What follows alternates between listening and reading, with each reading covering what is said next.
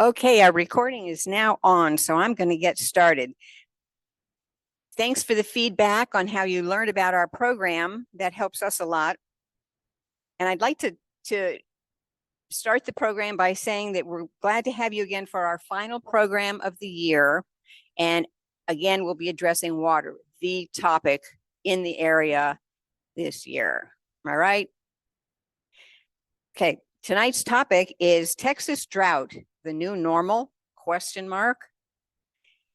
The little sprinkles we've been getting lately are doing nothing to move the drought meter. So maybe this is our new normal. Our speaker tonight is Dr. Todd Votteler, who is going to help us explore this situation and hopefully tell us that it's not the new normal. Dr. Votteler has over 25 years of experience dealing with complex water and environmental issues. He's currently president of Collaborative Water Resolution and handles intractable water and environmental conflicts for governments, courts, and companies faced with difficult water and environmental disputes. He's also editor-in-chief of the Texas Water Journal and Texas Plus Water, and hosts the Talk Plus Water podcast. He's a fellow of the Meadow Center for Water and the Environment at Texas State University, and previously was executive manager of Science, Intergovernmental Relations, and Policy at the Guadalupe Blanco River Authority. That's a mouthful. He was also chairman of the Indeed. He was also chairman of the Guadalupe Basin Coalition. He was the first executive director of the Guadalupe Blanco River Trust and chairman of the Texas Land Trust Council. So without further ado, let's get on with the presentation. Thank you for your patience tonight. Thank you for being here. And please help me welcome Dr. Todd Votteler. Thank you.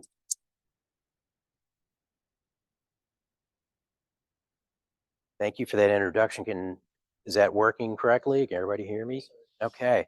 So I'm going to step over here and I'm going to get my thumb drive out and I'm going to hand it to this gentleman because there's another talk that I prepared that's not really about drought that is queued up because I prepared a different talk for you, but at some point I might pull some drought slides out from another talk and discuss that.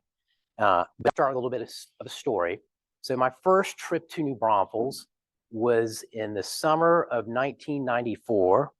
I was working for a judge named Lucius Bunton, who was a federal judge who had the Endangered Species Act cases, which resulted in the regulation of the Edwards Aquifer and creation of the water market. And I worked at that time for the federal court monitor. And he had been my lifelong mentor, and he had been selected by the judge to be kind of the eyes and ears of the judge to go out and work with the parties to try to move this water conflict towards some kind of resolution. And I came to New Braunfels and we met with the mayor and city councilman and had my, kind of the first German lunch that I'd had in a long time, and got to see the springs. And that was, really kind of my introduction to this part of Central Texas and the Edwards Aquifer. But I grew up in Dallas, and my brother tells me that when I was a year old, that I did go to Aqua Arena with he and my mom. He was 5 years old and saw Ralph the Swimming Pig and all that. I don't remember any of it, but apparently it's true. And so after 94, that case working for Judge Bunton went on another couple of years. And I'll just do this presentation first, and then I might just grab a couple of slides off that about drought. And in 96, lo and behold, I was with my brother and my dad, and we were of all places, we were hunting down in Argentina in the summer. And I got back to Austin, and there was a message on my machine, and it was from the former court monitor who was now a professor at Texas State. Texas State owns San Marcos Springs. So he was conflicted out for working for the judge in the case that came after. And so his message was, hey, you need to be in Pecos tomorrow morning at 10 a.m. for a hearing Judge Button is holding on the aquifer, because the aquifer is really low, and Comal Springs is at 80 CFS or something like that, very low. And the judge is having all those parties out there, and he's going to tell everybody what they're going to do. And so I was like, okay, how do I get to Pecos? I've never been that far out west. And so I drove out to Pecos, to the big federal courthouse that was named after Bunton. You know, he had his own kind of like pyramid kind of thing for Judge Bunton, who was great, by the way. He was a fantastic guy. And I got out there, and the judge said, okay, we're going to hear whether these folks are going to try to work together while, you know, the aquifer's low and we're right in the middle of this crisis and the Edwards Aquifer Authority is just getting started, or not. And well, they told the judge, we're going to solve this. The Edwards Aquifer Authority Board is going to meet at the end of July, and it's going to take action, and it's going to cut pumping from the aquifer during this drought, and we're going to move forward. Well, lo and behold, they met and they didn't do that. And so a week later, I was in Austin, beginning of August, and Judge Bunton was there at a different federal courthouse. You know, they can go to different courthouses when they want for a hearing. And I showed up at that hearing, and I kid you not, it was a drought that somehow there was a little thunderstorm that came up right almost at the point where Judge Bunton announced that I was going to be special master, which I was like not sure that was going to happen, but there was this thunderclap, and he said something like that, and then I couldn't hear the rest of what he said, and so Judge Bunton was a guy who like didn't sit any place too long, and you know, he was always on the go. He ended the hearing, immediately went out, got in his car, and drove to Ruidoso, where he had his summer place. And you know, like this hearing had caused him to like, you know, come back from his vacation stuff. And so I was like, well, I don't know what I'm supposed to do. I couldn't hear what you said. And so I was kind of trying to figure out, how do I get a hold of him? This is 96, right? Everybody doesn't have cell phones. I don't know what the phone number is at his vacation home. So I have to run down the block and find a transcribing service who will like transcribe what the judge said and give me a copy of it, so I can figure out what am I supposed to do. And so I run down there, and you know, I'm just paying for all this out of my own pocket because, you know, I've not gotten any money from the court or anything. And I find out, oh, I'm supposed to put together a plan within 2 weeks to regulate the Edwards Aquifer. The court's going to do that, and I'm going to put it together, and I'm going to regulate the aquifer, because the folks that are supposed to do it aren't doing it yet. And so lo and behold, 10 days later, Judge Bunton had come back from Ruidoso, and he was back in Midland.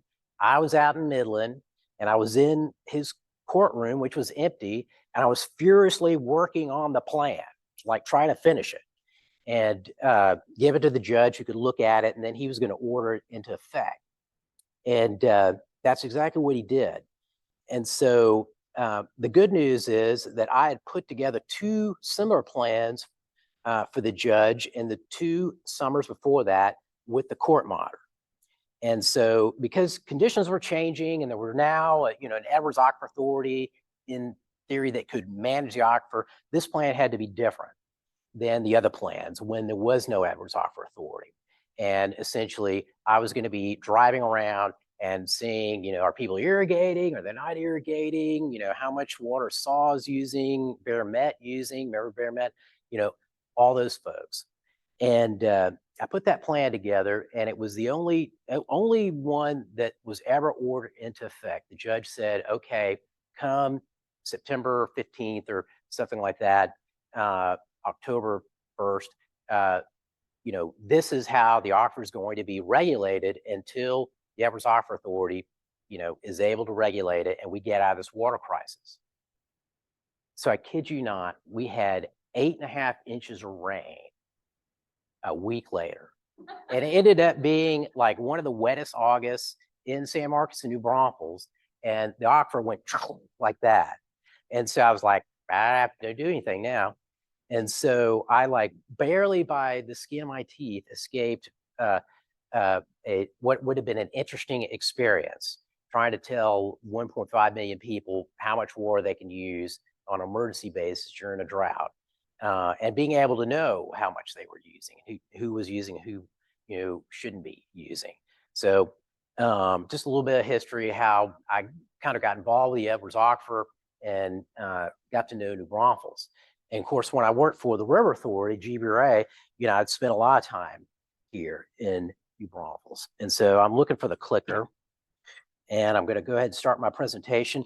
What I prepared to talk about was kind of what our water future, I think, is going to be like, because I've been spending a lot of time doing that now as a consultant, working for a think tank. And right now I'm doing a big study on water markets. I've been looking at water markets all over the world, in the Western United States, Australia, other places, and in Texas, because we actually have, two of the best examples of water markets anywhere in the world. And they are the Edwards Aquifer and the Lower Rio Grande water market. And so, at any rate, I've had a lot of chance to think about what our future is going to be like. And let me start with something which I call, the big picture. This is not working, I don't think. So I'll just advance it manually here. Oh, okay. Thank you. So as I said, the big picture. So has anybody ever seen this graphic before? So that is the actual amount of water by volume that exists on Earth compared to the solid mass of the Earth. Now, if you're like me, when you were growing up, you were told the Earth, 70% of the Earth's, covered with water. That's right, but it's a thin veneer compared to the actual mass of the Earth. And so this bubble right here represents all the water in, on, and above the Earth. It's 97%, from the oceans. And this is the amount of liquid fresh water. 97% is salt water from the oceans, 2% is in ice, and 1% is in actual liquid water, and that's mostly groundwater, not surface water. Next, please. And because I love astronomy, I just had to throw this in. So, 20 or 30 years ago, people thought, astronomers thought, there's no liquid water anywhere else in our solar system. We're going to have to go someplace else to find it. And now we know, there is liquid water in other places. This is one place, Europa, which is one of the moons of Jupiter, which has an enormous sea underneath an icy crust. And we know that because we've taken pictures of that crust fracturing. It's so heavy and big that water shoots out in jets up into space above Europa. And Ganymede, another moon, that's a moon of Saturn, has even more liquid water, we think. And so that's the really interesting thing. This rest of this stuff's going to be boring water stuff. So, okay, next, please. So the U.S. Geological Survey puts together a study every 5 years, and the one from 2015 to 20 is not out yet. It comes out at the beginning of this next year. It's a comprehensive study looking at how we actually use our water. And so this is what's really interesting.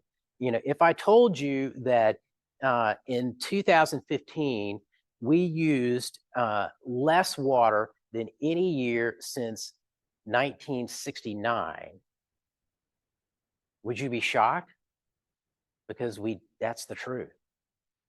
But here's the trick. When I say use water, I'm talking about consumptive water, water we drink, use for agriculture, something like that, and non-consumptive. Non-consumptive. What's non-consumptive? Water that is diverted from a river, turns a wheel, generates hydroelectric power, and then all that water goes back into the river course. Another example has to do with cooling power plants. That's a massive source of non-consumptive water. But altogether, we used about 32 billion gallons in 2015, and that's the same amount as if you had Canyon Lake full and you use 3 times what's in Canyon Lake every day. That's how much the United States uses every day. And most of that's fresh water. And so, when I'm talking about overall water use, it includes brackish groundwater, which is, a resource for Texas in the future, and some desalination of ocean water and other, that other source. But what's really interesting is the, continuing 40-year trend, from, the late 60s of less water being used. And that's primarily because of non-consumptive water use. Well, of course, if you're out in the Western United States, non-consumptive water use isn't the problem. It's consumptive water use. And that's what we're focused on for the most part going forward. Next, please. So power plants, as I mentioned, are the big user of water. And they're the biggest user, but non-consumptively. And so what have you seen the last 10 years? We are doing what? We're closing coal-fired power plants and nuclear power plants, which are, massive users of water non-consumptively to cool the plants down as part of producing power. And so as those plants go offline, that non-consumptive water use goes down. So irrigation, though, continues to be the big user of water. Next, please. And it's really about 42% of all the fresh water used in the United States every year. What I found really interesting is that, it's the biggest user of fresh water. We're talking about consumptive use now from henceforth. And, ag efficiency is actually, going the wrong direction, at least from 2010 to 2015. If you look at this data, you see that somewhere around 2000, ag use of water, which was getting more efficient every year, hit a plateau. And so it's going to be very interesting to see what is in the figures for 2015, 2020, whether ag use has, permanently hit a plateau, maybe starts to become, less efficient over time again, or maybe that was just a blip and it's become more efficient. And so I'm very focused on that, particularly because how much water we have wrapped up in ag use. For municipal users, that trend of a decrease by 7%, continues and has been going on for a long time. Cities are becoming much more efficient in their water use. And there's a phenomenon I was reading about and I'm trying to nail when this exactly happened here, the Edwards-Oxford region, when our use of water decoupled with population growth. And so that's a big indicator of water use efficiency for cities and other regions. In other words, if you look at any planning documents for water, in the past, they were all based on, we think population will be this, therefore we need X amount of water. And so what you see in this decoupling is that regions that become much more efficient in their water use, all of a sudden, those don't match up anymore. And that's why you get lower per capita per day uses. In other words, population continues to grow, but the water use does not grow like it used to. And in some places, you can see, big increases in population, and they're still using pretty much the same amount of water, that they were using decades ago. And the Edwards Aquifer is one of them. And it happened. When did that decouple? It happened right when the legislature reacted to the judge I worked for, Bunton, and created the Edwards Aquifer Authority. In that year, San Antonio started passing some new ordinances, and everybody started working, quite seriously to change how they were going to use their water, because the Edwards Aquifer Authority, you remember, that's a water market. And one of the things that the Edwards Aquifer Authority had to do was give out permits to use water that were going to be capped. In other words, there was a certain amount of water, and everybody got so much based on what they had used historically. And so if you're a water user, that told you all of a sudden, I don't get more, right? I'm pumping out of the Edwards Aquifer, and now I found out, oh, whatever I used in the past, that's how much I get, unless I buy or lease water from one of these other people who's going to get water right. And so that recognition, when that happened, water use changed radically in this region. And when I finish this study here in the next couple of months, people see just how much it changed. But I want to give it away because I've told the sponsor how much it's changed yet. So I can't tell you yet. Sorry. So one more thing, just say here, everybody's familiar with the Clean Water Act. When was this is a quiz. You're going to have to answer some questions. You probably thought I was going to answer all the questions. When was the Clean Water Act passed? I heard someone say 70, a bunch of people. That's right. Right. Nixon signed a law. Actually, he vetoed it. And it was approved over his veto. But he did sign the Clean Water Act and NEPA and Endangered Species Act. He said it was a budget buster, the Clean Water Act. And so it's signed into law in 1970. Industrial water use goes down ever since. That's the peak of industrial water use in the United States. And why is that? Well, the more water you discharge, the more you might have to pay in a fine.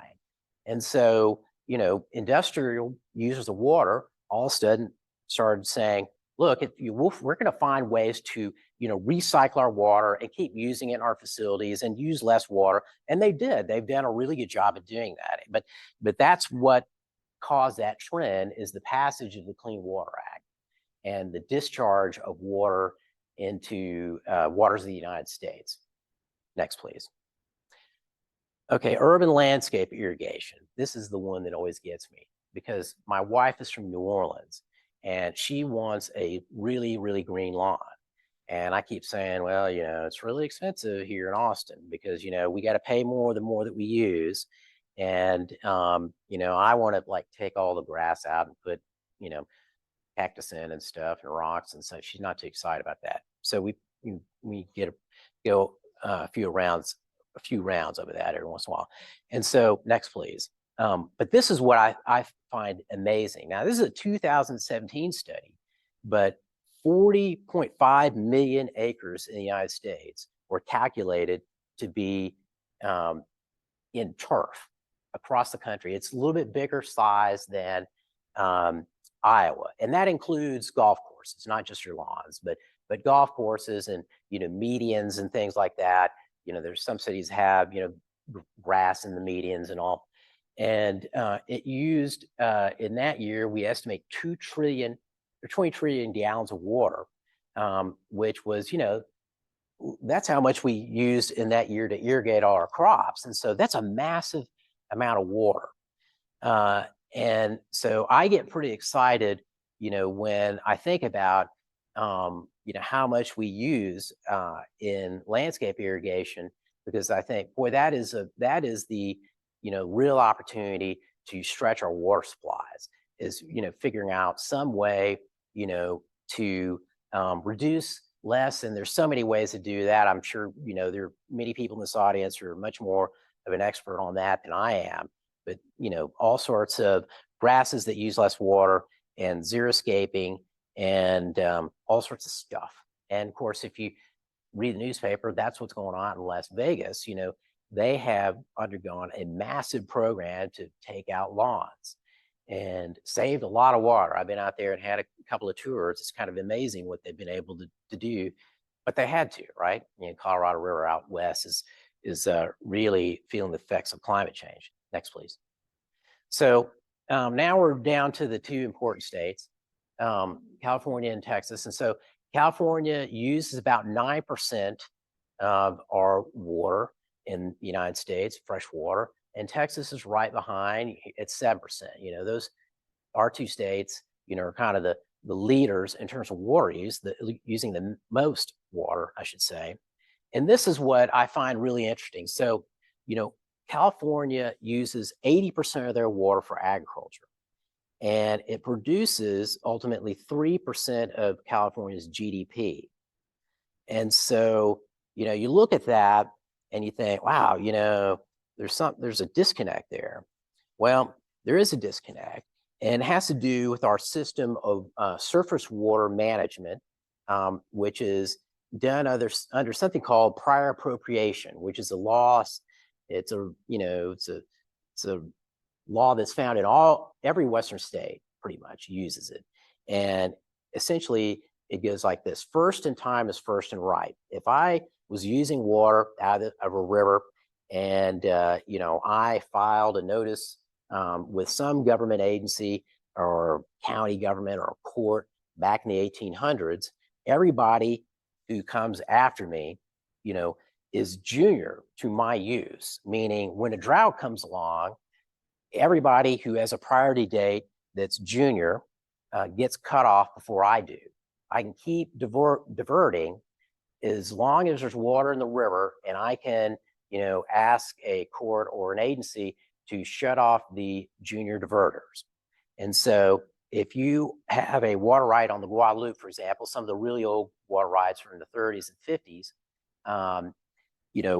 you can, during a really bad drought, ask the TCQ to shut off junior diverters so that you can, get your water and put it to whatever purpose you've got assigned to.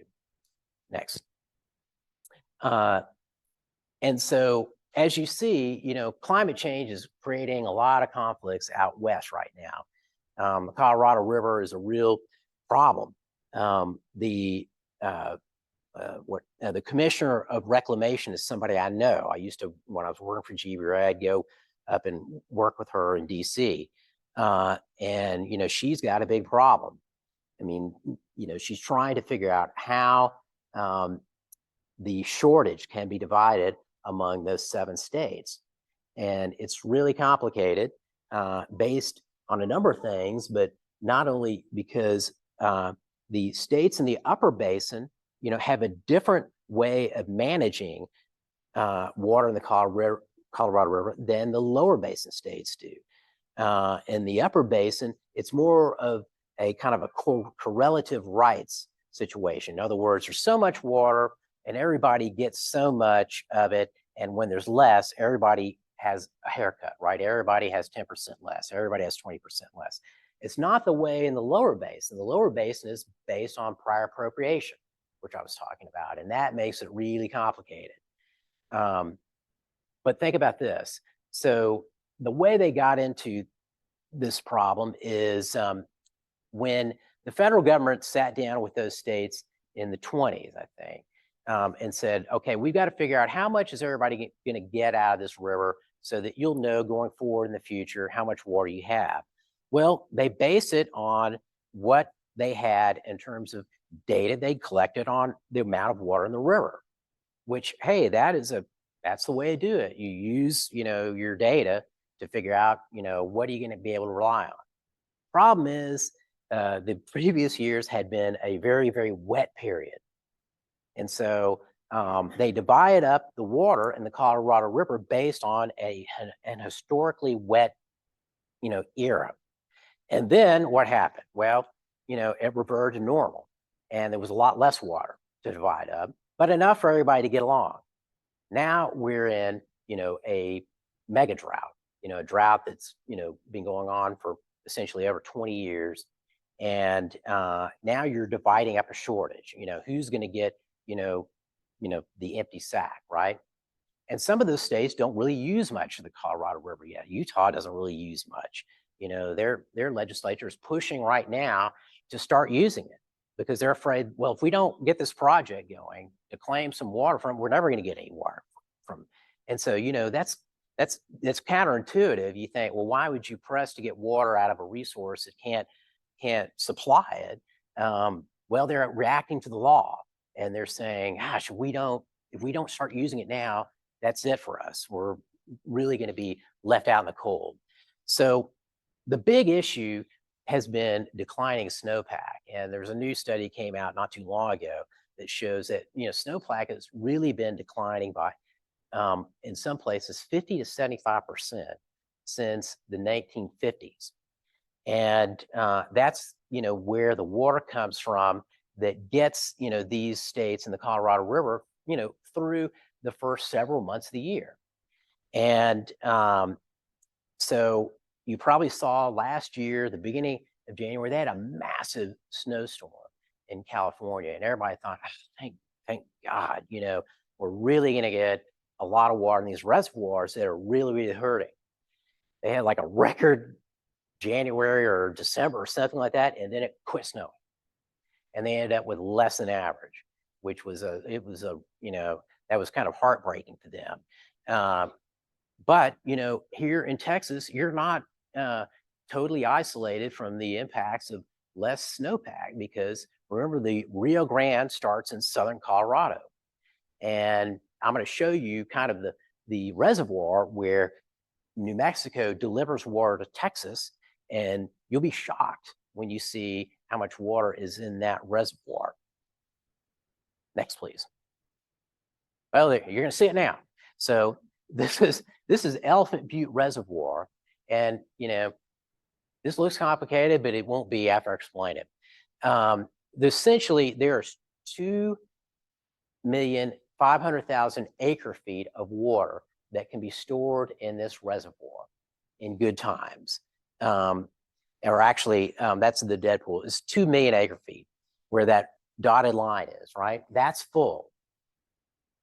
And so as you see, it's not full very often. And if you look way down here at the very end and you get to today, it's 7.4% full. Now, let me tell you, that's actually an improvement. Most of the summer, it was in the 4% range. And so what's important about this is there's a compact between Colorado, New Mexico, and Texas on how to share the water from the Rio Grande. There's also, of course, a treaty between the United States and Mexico about how to share the water from the Rio Grande. And so those two have to work together.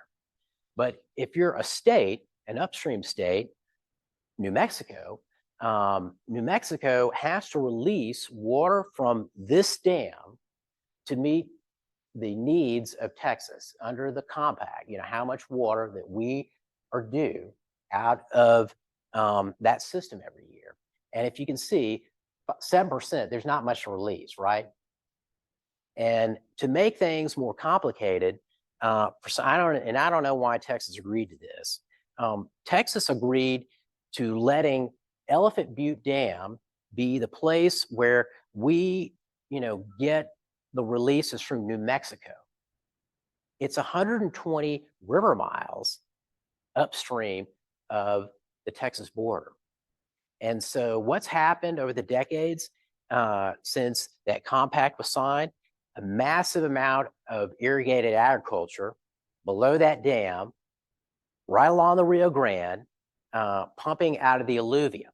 It's just the wells go a few feet deep. They're sucking the water out of the river, right? And so the legal question is New Mexico says, oh, no, that's groundwater. We released it from that dam. And well, if it doesn't get to Texas, it's not our fault. You agreed to let us use Elephant Butte, 120 river miles or 110 river miles upstream as the point to determine, you know, where we release your water. And so that's bad news if you like hatch chilies. That's where those come from. And if you are in China and like pecans. So I was given a lecture in China. And before I went over there, it turns out that this is the place where China gets its pecans. They don't like pecans in Texas because it's very interesting. They like pecans of a certain size and shape. And so they buy them from New Mexico. So I know New Braunfels, lots of pecans and all that. They're getting most of them from New Mexico. So we'll see what the Supreme Court does here in January, because the fight between Texas and New Mexico and Colorado comes to a head in January. Yes. Well, I think what happened is, they had a big flood and they started releasing water, and they had a debt in part downstream to Texas, and they had to release water for that. And they drained the reservoir. Well, to pay the debt, and in part, you know, the operating manuals for Canyon Reservoir and other federal reservoirs, they've got to maintain the ability to capture floods, right? Because that's part of the design of this reservoir. And so, if you knew a drought was coming, right? Well, you might keep that water in your reservoir longer, but no one knows. And so you have to stick to the plan to make room to capture flood flows as part of, and storage. See, these reservoirs do multiple things. They've got water for water supply, but a certain amount of the space in the reservoir, like for Canyon, is meant to capture flood flows, right? To reduce potential impacts here in New Braunfels and downstream. Next, please. So the good news is, other than, the Rio Grande, which is, very complicated because it's shared with multiple states and in the country, most of the major river basins in Texas are, wholly within the state, except for, you get up to the Canadian, the Red and the Sulphur and the Cypress and Sabine. But, in terms of what's important for the population centers of Texas, the San Antonio, Guadalupe, Colorado, Brazos, Trinity, Natchez, and San Jacinto, those are all in the state's boundaries. And so we don't have to have a compact, we manage those ourselves, which is a real advantage if you don't have to worry about what your upstream neighbor, another state, or downstream neighbor state needs. Next, please. And of course, we had big aquifers in Texas, and that blue belt you can see there, that's the Edwards Aquifer, which not only goes over to Mexico, and this is really kind of an old map, it actually goes into Mexico a little bit. It goes up, past Georgetown, Texas. And it is, a prolific aquifer, unlike any other in the state, for the most part, in that, it can really, really go down fast, and it can really be replenished quickly. And unlike California, where, they're seeing 200 feet of subsidence from overuse of their aquifers, those aquifers, a lot of those aquifers, which are sand aquifers, that land compacts. You take the water out, it goes down 200 feet, it ain't coming back up. And so the Edwards, you don't have to worry about substance. You have to worry around Houston, where the Gulf Coast Aquifer is, and that's actually kind of the very beginnings of groundwater regulation in the state, date back to the 50s, when you had subsidence in Harris County, in some places 10 feet, because of overpumping of the Gulf Coast Aquifer there. Next, please. So, Texas consumes about 15 billion gallons of water per day, 5.5 trillion gallons per year. 60% of our water use here in Texas is groundwater, and 40% surface water. And so, that was not the case until right after World War II. So right after World War II, the cost of the technology to drill wells and take advantage of groundwater came way, way, way down. And at the same time, we had a drought in the 1950s, the drought of record, which was the longest, most severe drought we've had so far. One that, 2010, 2015 came close. But during that drought, there were some farmers who had Edwards wells, and they continue to farm. And, everybody that was in the newspapers, everybody was looking at that. Wow, these farmers who have groundwater wells, they're not impacted by the drought. And so the city saw that too and started thinking, we ought to start looking at groundwater. And so we have. And so now we've gone from not using much groundwater at all to, the majority of our water use being groundwater. So agriculture uses 55% of Texas water, compared to California using, 80% for agriculture. I think that's pretty good. And agriculture uses 80% of the groundwater. Next, please. So you can see here, these are our water use estimates, just going back, to 2009. And if you look at the top bar, you can see that, it's, around 14 million acre feet of water used annually by Texas, except, here's this drought year, 2011. That's the driest single year in Texas history based on our records that go back into the late 1800s. And what happened? Well, people use a lot more water during the drought, which is naturally what usually happens. And so you can see, though, that, in the green here, livestock and irrigation water use is, as I mentioned, the largest user of water. Next, please. And here is how ground and surface water use looked in 2000. You can see that groundwater use in 2000, like I said, about 80% of it was being used for agriculture, much smaller amount for cities. And surface water, it's much more even, probably about 40% is used by the cities, and 60% is a combination of manufacturing, power, and agriculture. Next, please. So we have 212 major reservoirs in the state. That's where most of our surface water is stored. We actually have 6,700 dams that hold 3 acre feet or more. No, 10 acre feet or more. Sorry, I almost got that wrong. 10 acre feet or more. And what's an acre foot? That's what you heard me talk about it. That's the unit of measurement that people in water management use in Texas. Is essentially 1 acre of land flooded to 1 foot in depth. It's 325,851 gallons. And so essentially, if you look at the 6,700 dams that store 10 acre feet of water, they've got what's 10 times, it's a 3 million gallons, right? 3 million gallons. I think I got that right. I'm not very good at calculating on my feet. So going back to that drought record, when that drought started, we had about 500,000 gallons stored in a reservoir in the state for every person who lived in the state. Now, that doesn't mean every person had access to it. That's just how much water is there compared to the number of people, right? And so when that drought started, about 500,000 gallons, per person in the state. After the drought, actually during the drought, we start building new reservoirs. We're like seeing, okay, the impacts of this drought are really monumental, and that frenzy of building all those reservoirs ended in the mid to late 80s.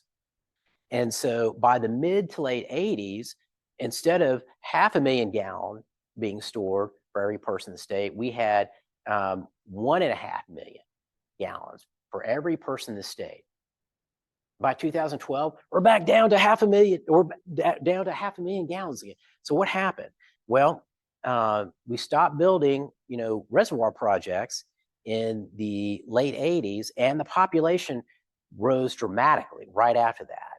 And so, so at any rate, we have other water supplies that we developed, and I'm not saying that we should go out there and start building a bunch of new reservoirs, but essentially, most of the new water development kind of stopped for a while and now has picked up. But what's happened is, everybody's had to react to the fact that we don't have kind of water that we might have had in the the 1980s where we had so much that we had, gotten because we built all these reservoirs. Next, please. And so what happened? Well, we entered into kind of a new era. And the new era was the era of conservation, trying to stretch what we have, as far as we can, and reallocation. This is when we start moving water that has been devoted to agriculture for, long time to municipal water users and industrial water users. This is when that transition, and you can see that still, 55%, of the water use in Texas goes to agriculture. A lot of water is devoted to agriculture, but it used to be more. And so some of that water has gone to the cities and industries. And our behavior started changing. So let's go to the next slide. As I kind of mentioned, we started to kind of decouple our, use of water in some places like this region compared to population growth. Population, every time, this is the first time I've really been to New Braunfels for, I guess for 5 years. And, it's like, heck, where'd all this stuff come from? And so, but do we have a lot of new major water supplies? We got Vista Ridge, that's 50,000 acre feet. But if you look at what was planned for this region during the same period, the projection in 1992 was that to supply the needs of this region, this is before the Edwards Aquifer was regulated. I will tell you, this is something that's coming out of my report. I will tell you this. The Water Development Board said, we're going to need the following: Applewhite Reservoir, we're going to need Cuero 1, Cuero 2, and then Goliad. So Cuero 1 and 2, that's 200,000 acre feet. Applewhite was going to reliably, provide a lot less. Goliad was going to be another huge reservoir. And those were supposed to be, those in the plan were projected to be needed by 2000.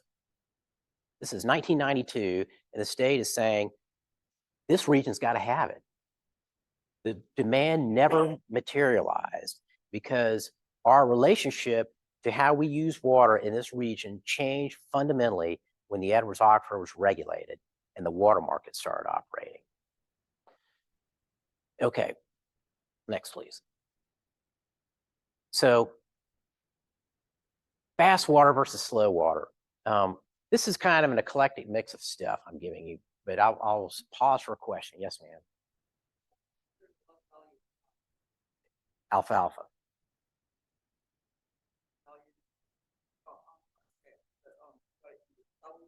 Right, right. How much they can get for it. Yeah, how much they can get for it. And so if you look at in California, there's a massive amount of, and in Arizona, this is a huge controversy right now. Saudi Arabia has bought, a big area in Arizona, a big farm, and they bought the water rights with it. And during this drought, they're growing a massive amount of alfalfa for horses in Saudi Arabia. Now, if you sell that here, you can't get much money for it. Doesn't get that much money, but they need alfalfa. They have a lot of horses. And so, yeah, that's what it is. And so we'll talk more about that here maybe in a minute, but fast water versus slow water. So think about kind of the history of water development and water management in the United States and all over the world, really, over the last, several hundred years. We've been doing what? We've been, building levees. We've been draining wetlands. We've been building dams. We've been trying to, do things to change how water goes quickly or slowly from one place to the other. A lot of it is really trying to speed water up. We want these flood waters to go downstream and flood somebody else, right? And so, so the impacts of that are now really coming back because we have more flooding, because that's what happened. Water speeds downstream, piles up, and you get a big flood. We used to have many, many more wetlands where they would attenuate flooding. They'd absorb the water, release it more slowly. And we've channelized rivers, straightened rivers so the water gets on the river course faster. And so we're now realizing, fortunately, we have to kind of change things up. We need to slow the water cycle down because we want to reduce catastrophic flooding, which is, it's an enormous expense, rising all the time. Seems like Texas is really one of the leaders in flood losses. And we also have, rivers that are still polluted. If you look at the Mississippi River and you look at the dead zone out in the Gulf, not very big this year because of the drought, right? Not as much water going down the Mississippi. But other years, it's huge. And so one of the problems there is, the wetlands that used to filter out a lot of stuff, coming off of farms, they're not there anymore. And so more polluted water gets in the river and heads out in the Gulf. And of course, you have a lot of losses in terms of wildlife habitat. So, there is concerted effort now to try to develop green infrastructure, nature's ability to help us manage water alongside, traditional, steel and concrete. Next, please. So I just want to go through this poll here. These are what your fellow Texans think about water. And this poll was done right here before the election, 1,000 potential voters. Let's look at what they said. Next, please. So Texans worry about the water supplies during drought. So this warms my heart to see this because that tells me people are going to take it seriously. So a little over, what is it?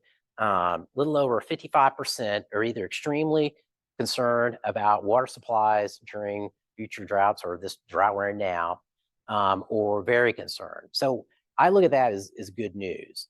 If you ever heard of anything called the hydrologic cycle, here's the hydrologic cycle. We get in a drought, everybody's concerned about water. And you try to say, oh, okay, well, good. Well, let's put some money aside for water projects and maybe change some of the ways we're managing water. And then it rains. And they said, we don't care about water. We don't want to spend any more money. And so the water managers go, and it's a circle. A friend of mine and I made a graphic and sent it all over the state about 20 years ago when we were trying to deal with this problem because we were in a drought here in this region. And, some of the city councils were like slowly moving towards some rate increases to pay for some upgrades to their infrastructure and some new water supplies. And then it rained and they all said, we're not doing that, which you can understand. I mean, most water projects, not water conservation, but building a big water project, 20 years, sometimes a reservoir from when you decide to do it to when it's built. You're on a city council, you're going to raise your rates, of people to do that, and you're term limited, and you'll never see this project, but you'll get the people who are angry at you, right? You raise my rates. Next, please. Greater funding for water supplies. So there's, that's a huge amount of support for something, that people in the state look at it and say, yeah. And, the good, part of the reason I think you get this result is we are in a drought. And so people are like focused on it right now when they normally might not be. But, the legislature, we'll see how focused they stay on it. I've worked with the legislature beginning in the 95 session and every one of them since, I guess, the last couple ones I haven't. But, I would see bills sailing through both sides of the legislature when it was dry.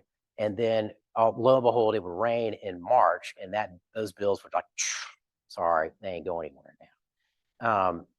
Because, no one wants to raise, taxes or revenues or any kind. And so that's not a popular thing to do. Next, please. Okay, water infrastructure, same thing here. People are supportive of spending money on water infrastructure for Texas, and that's great.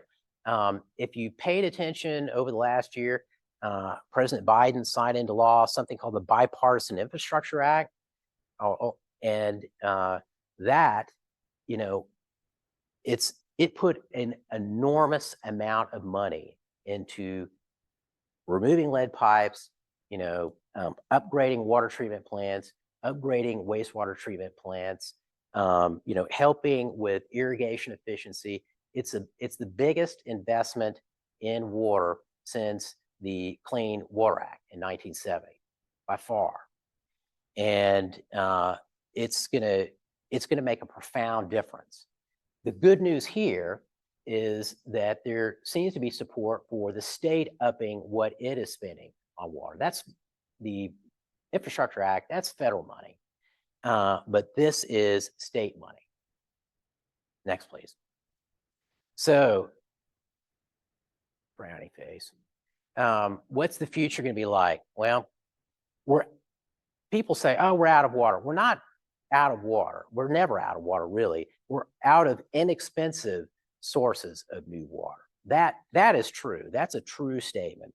There's one place in the state where you can still get some relatively cheap water, but the problem is that it's not where it's needed. And so the infrastructure, the pipeline and the pump stations to move the water to where it's needed inland are so much more expensive than the water itself. You can't do the project without the water, but it's actually the pipelines and pumps and all that, which are by far the greatest expense. So there's no cheap water left in terms of new water from someplace we haven't tapped. And our existing supplies are declining. Some of our aquifers, not the Edwards, but the Ogallala and some other ones, they're essentially what we call being mined. They don't recharge much, and we're taking more water out of them than, really they can sustain, for decades and decades in the future. And so those supplies are declining.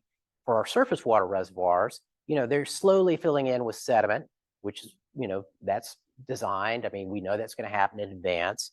And so, our current supplies, we do nothing, are slowly, they are slowly attenuating. We just started a second major reservoir since the late 80s. The first one since the late 80s was just finished, Votteler Reservoir, North Texas, and Ralph Hall has been started just recently. I'm not a big fan of building reservoirs, by the way, but it is at least, it is a sign that people are spending money to try to figure out this problem. Most of our water use in the summer is still for lawn water. It's the third largest water use in Texas is landscape irrigation.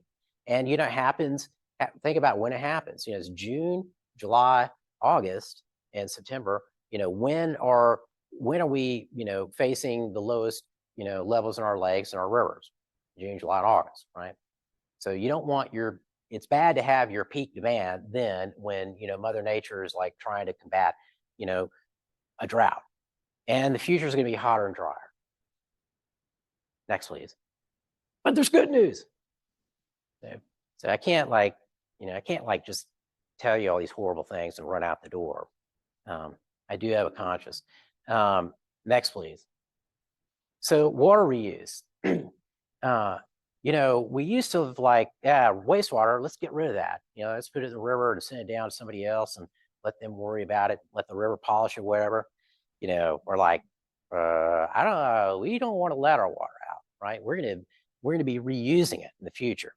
And there are cities that are already reusing their water, right? They're taking it from wastewater, cleaning up and drinking it. There is a terrible joke, but there's in the water industry, there's a joke that goes like this. So, the good news is we're going to be drinking our wastewater in the future. The bad news is there's not enough of it.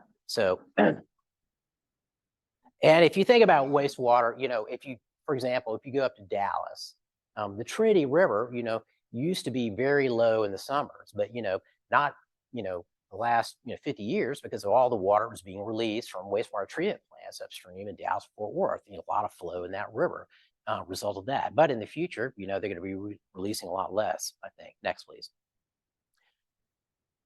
Okay, recycling produced water. So I had the chance to spend, last couple of months off and on listening to the discussions about what are we going to do about the massive amount of water that's left over for hydraulic fracturing. And so there are a lot of ideas about what you can do with that. You know, this is water I'm talking about. Mostly it's out in the Permian, right? And so there's not a whole lot of fresh water out there, but they're using it for fracking. And the default has been, we're going to use it once through, and this stuff which comes out the other end, we're going to take that and we're going to inject it back in underground. And, you know, that's how we're going to dispose of it. But what's happening out in West Texas is what happened up in Oklahoma, right? You're starting to get these small earthquakes that are happening. That doesn't mean we're not going to have a, you know, kind of a New Madrid earthquake of 1802, you know, that made Mississippi run backwards. We're not going to have anything like that. But, you know, it's problematic. And so we're trying to figure out what to do with this massive amount of water that results from fracking. And so there's all sorts of ideas that have been put forward. But the problem is that, you know, you see this, there's two problems. One is, you know, when somebody uses water for fracking, there's a proprietary mix of chemicals that they put in the water as part of the process. And so, you know, no one knows what's in it. I mean, it's benzene and other stuff. It's like not some good stuff to drink. And so, you know, there were some suggestions by some proponents that we ought to treat this and use it for crops or for municipal water.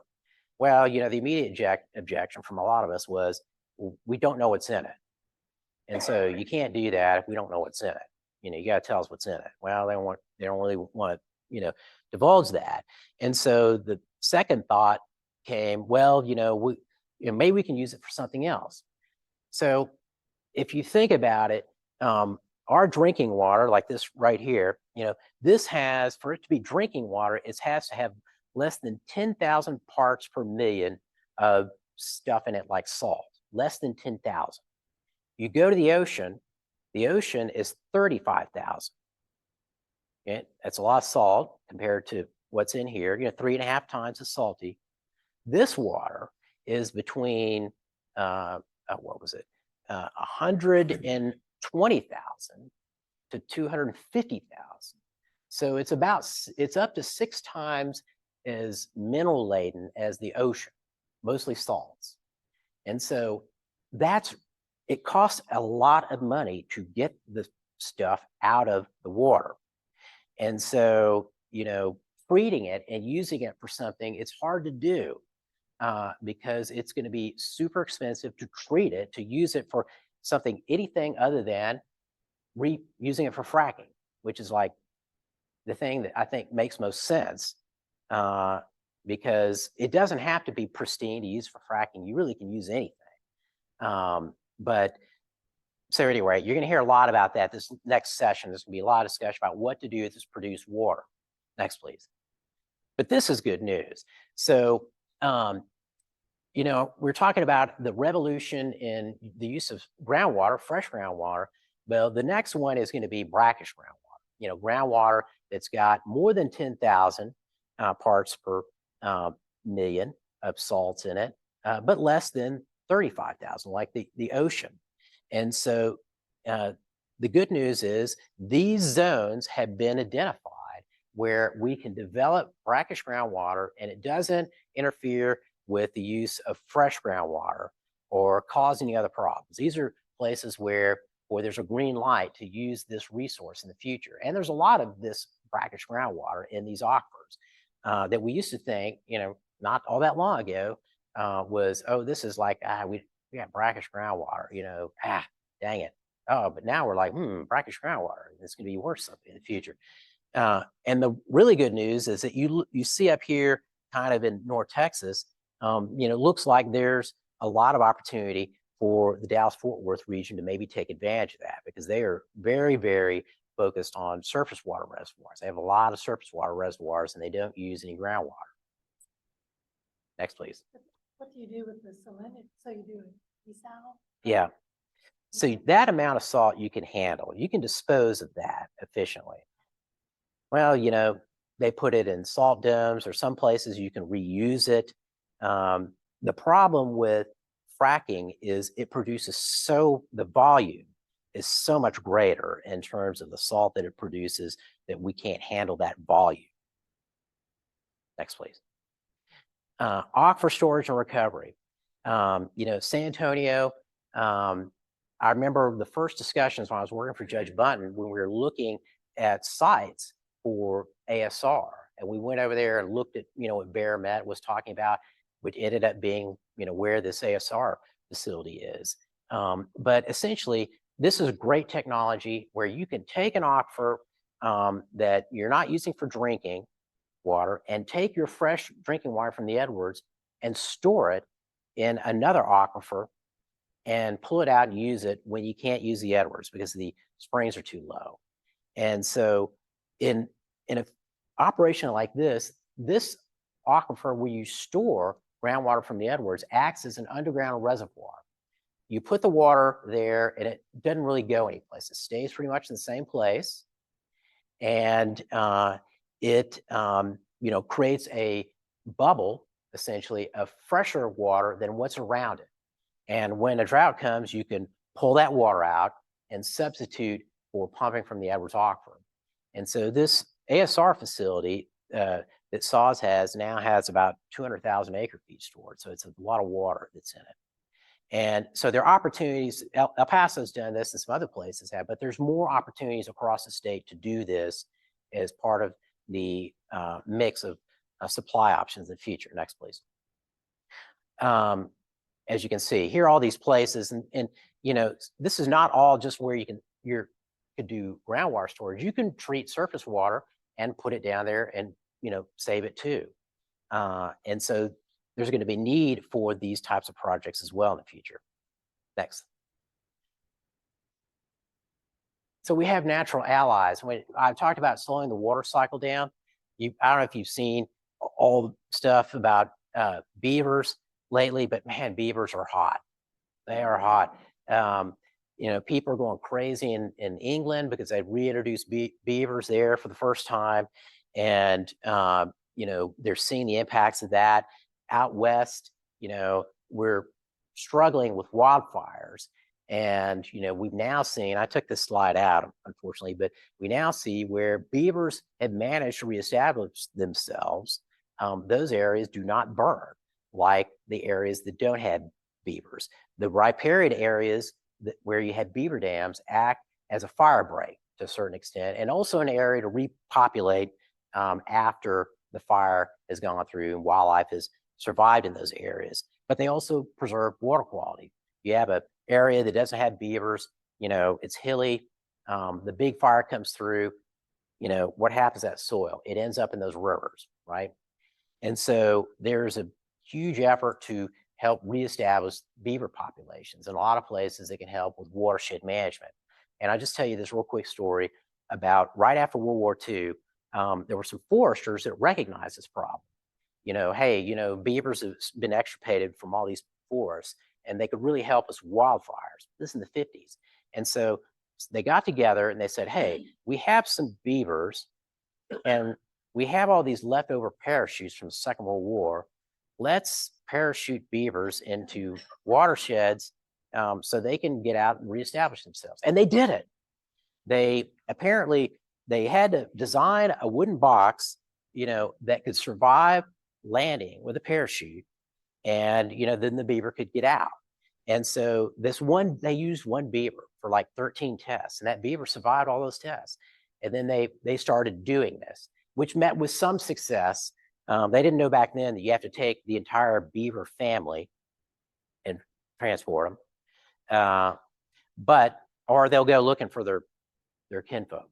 And so, but at any rate, there's now a real effort to reestablish beavers. And California, which is, for decades blocked this because they didn't consider beavers under law in California to be native, even though they were decades ago. They've now changed that. And so they're now going to be putting those beavers out there like mad if they can find them because all the wildfire problems they have. Next, please. So in the future, the good news is we have more tools than we did when I started out. When I started out in the 80s, the real tools were, you got a reservoir, surface water reservoir, you build a new reservoir, you maybe, build a groundwater well field, and, that was pretty much it, or diverged from a river, there wasn't, these, array of options that we have now. Second, we keep finding ways to stretch our water supply. I mean, if you look at San Antonio is now gone from, 225 gallons per person per day, which I actually think it was closer to 300 way back in the 80s, to 110. And there's a lot of lawns left in San Antonio, right? So that tells you is there's more improvement in these kinds of uses of water by conserving it. And agriculture, there are a lot of ways to reduce agricultural water use, lining canals, more efficient irrigation technology, and just maybe, thinking a little bit more about, what crops are really suited to what regions. I mean, when you grow, for example, something that grows in Iowa, like corn, which doesn't have to be irrigated, and you grow it in, Nevada or New Mexico or something like that, all the water that is necessary for that crop has got to come from irrigation, right? And so, I think there really needs to be some greater thought to, should we subsidize crops, in areas that really, cannot make it unless they, get a massive amount of irrigation, because it's problematic to ever find additional water supplies for that use, because agriculture, is lower value and they can't pay for the water that the cities can. Nature is going to play a big role in what we do. There are opportunities to take what we have now and reconfigure these systems, matching up reservoirs with ASR and brackish desal, and reconfiguring how we catch water and store it and use it, and slowing down the water cycle. And then finally, water markets. You look at what has happened in the Edwards Aquifer and the Rio Grande, it's amazing what a well-functioning water market can do, but they're really, really hard to put in place. These two, Rio Grande and the Edwards, they're a result of great big conflicts, right? All the litigation over the Edwards, the same thing happened on the Rio Grande, but it happened in the 50s. And the result was the creation of these water markets. And so what water markets do is this: they, well-structured water markets take the conflict, it happens up front. Then water transactions happen without conflict. There's water being exchanged in the Edwards, reallocated all the time. You never hear anything about it. There's no conflict associated with it. It's the same thing with the Rio Grande. That's one of the advantages, just one of the advantages of water markets, but they're very hard to put in place. And so, the future of water markets in Texas is really going to be based on when's the next big long-term drought that we hit, and we see that what we're doing doesn't work. That's how we got water markets in the past, and probably how we're going to get the next water markets is it's a crisis deal. We've reached a crisis. Next, please. Okay, so this is how you can, get lots of free stuff about water if you want. And, I welcome you all to sign up and, keep abreast on what's going on, including this podcast I had a question about earlier. I just, had a interview with Andy Sampson talking about environmental flows, what we're trying to do in the legislation in 2007 and what's actually happened now. And that's pretty much it. I didn't talk about my tree ring study. I did a tree ring study while I was at GVRA with the University of Arkansas Tree Ring Lab, and we sampled 300 bald cypress trees across South Central Texas. We took 800 samples and we reconstructed the drought cycle back to 1500. It had never been done in Texas. All the reconstructions had been based on what? Tree ring chronologies from California, New Mexico, Arizona, and the Republic of Mexico. And why is that? Because there was, at least among dendrochronologists, they didn't think there were any trees in Texas that you could find that were over 500 years old. Bald cypress will live to be 2000 on the East Coast We didn't find one that was 2,000 years old. We found one that was 700 years old among the other ones that we found.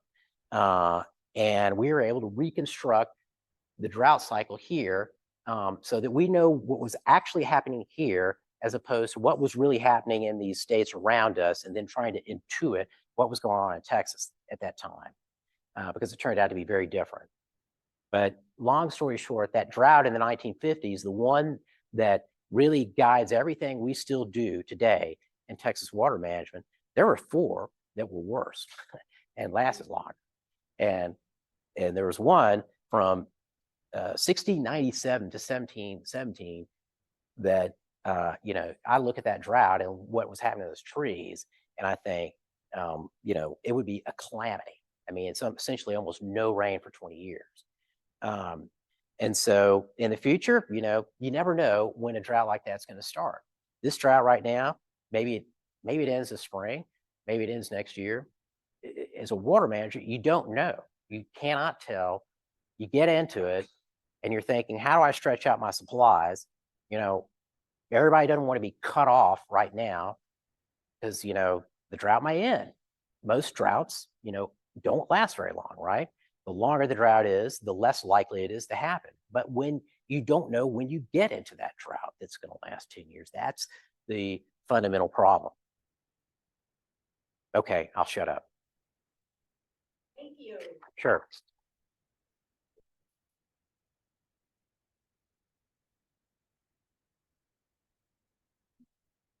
I will. Yes, this gentleman had his finger in first. The habitat conservation.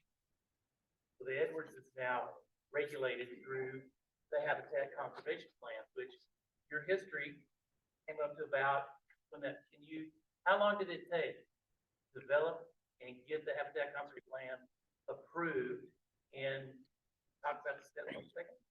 I'll tell you the real untold story, which is an article I'm about to publish, but it's also in, you heard of Robert Gully, who was the program manager. He was essentially the mediator that got everybody together to put that plan together.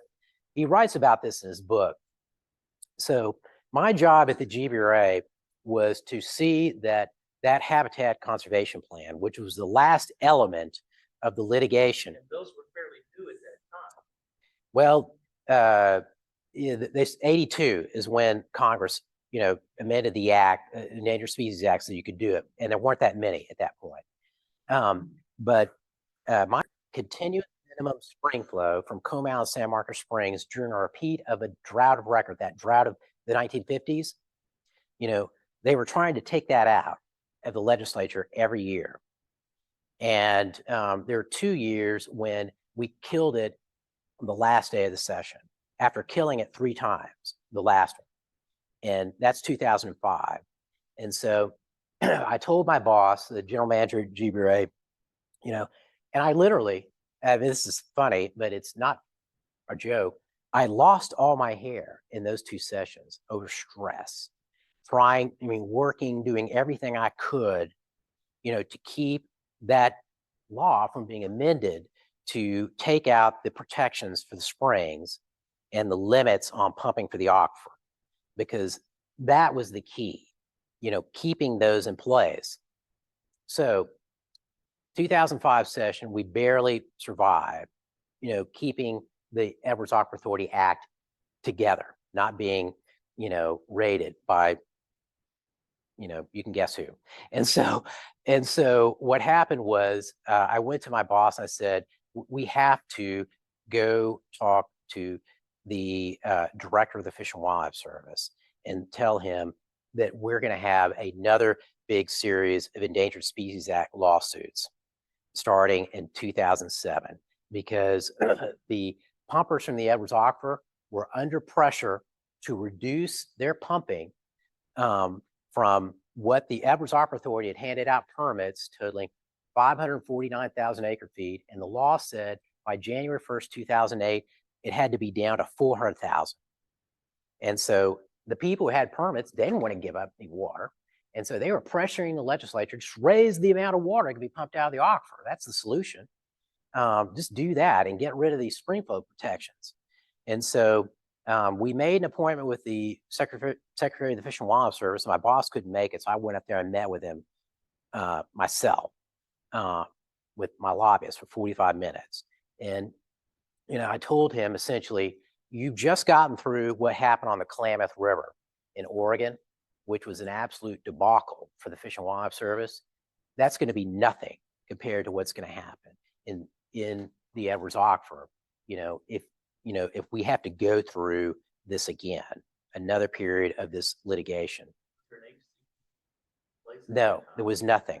And so the Fish and Wildlife Service said, okay, the director of Fish and Wildlife Service said, okay, well, we're gonna contact y'all with our idea, but I'm gonna meet with my staff and see what we're gonna suggest to you. And about 2 or 3 weeks later, they called us up and came and met with the general manager, who was out at a water meeting out in the West. And they said, we think you need to do a recovery implementation program to develop a habitat conservation plan. In other words, you need to get all these stakeholders together and develop this plan that results in the habitat conservation plan. And so we took that idea and met with the chairman of TCQ, Kathleen White, and we met with the executive director of the Water Development Board. I wasn't in that meeting, but and the executive director of Parks and Wildlife. I was in that meeting. That was Coker before. That's before Carter Smith, and they all said, "Okay, we're good with that." I mean, they didn't want to get drawn back into that water conflict either, and so the legislature in 2007, they addressed that cap issue, right? They did allow more pumping from the aquifer, but they put in the law, you water stakeholders have to meet for the next 5 years and come up with a plan to manage the aquifer, make sure the springs flow during a repeat that are out of record. And so we did for almost every month for 5 years. And in between those monthly meetings, there were 8 subcommittees that didn't meet every month, but I went to almost every one of those meetings, hundreds of meetings over 5 years, where all these folks, essentially were forced to come up with that plan. And, I'll just tell you this, having worked for the court and we're trying to come up with a plan, which we came up with the first habitat conservation plan, that the judge said, get stakeholders together, come up with a plan. It was all about reservoirs. We're going to build this reservoir and that reservoir and get a pipeline from the Colorado River. None of that is in the HCP because, we figured out how to stretch our water so much farther when everybody got in the same room and said, I'm going to work with you and I'm going to compromise on this and that. And I think we can accomplish this as opposed to having to bring in all these new supplies. And so, as opposed to everything that was in the water plans up to that point, where we had all these new reservoirs, other projects, and yet Vista Ridge, it's 50,000 acre feet. It's nothing compared to what was envisioned, had to be brought into this region so that the Edwards, its use could be limited. And so, those stakeholders, we put that plan together. And for the first, let's see, how many years? I was on the implementing committee from 2013 when it went into effect into 2018. And when it went into effect, that drought, we were in the 2010 to 2015 drought, right? 2013, that plan went into effect. And then 2 weeks after, the pumpers in Uvalde County had to go into the absolute most severe stage of pumping reduction, 44% cut on their pumping. So, that plan was put together during the drought. It's like assembling the airplane while you're flying it. And immediately was ordered into effect, and it worked. That was when I was sitting there through all this process, right at the point where I knew, okay, the thing is going to have to be put into effect as soon as it's approved. It goes out in the Federal Register and says, this is in effect 1 month after publication of the Federal Register. I knew we're going into stage 5 in Uvalde. And I was like, what will happen? Will this thing come apart? Will people say, I'm not doing it? No, they did it. They comply with the plan. And so you're now at 10 plus years. What is it? 2013. And, so this is the 10th year of implementation of that plan. So